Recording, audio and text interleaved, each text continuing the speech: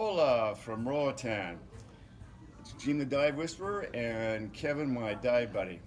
So, a lot of people were wondering what we're doing and how we got to where we got today, which is CoCo View Resort.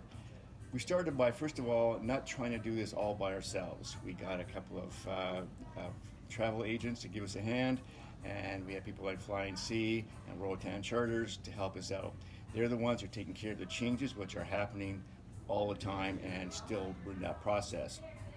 How we got here was fairly straightforward. There was some. We took a trip from Toronto into Houston. It was pretty standard, except for that everyone had to wear a mask.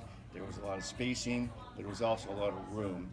Both airports were virtually empty, and you didn't feel crowded, and people kept away from themselves, and everyone obeyed the rules. Everyone had masks on, everyone used sanitizer. Every time you changed a room, you seemed to have to use sanitizer.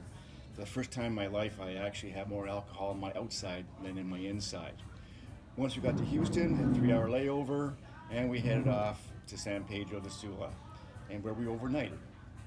Turns out in Pedro de Sula, we were the first tourists to ever arrive since the COVID struck.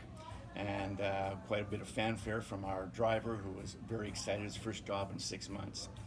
Overnighted in the hotel. The hotel had 200 rooms. Only one room was being used, and that was us. But they fed us, and they were very nice. Everyone was very friendly and helpful through the whole process. This morning, we left San Pedro and flew into Roatan. And again, lots of people helping us out. The holdup was fairly minor, it was expected, and we planned for it. Then we finally got into the resort at about 10:30.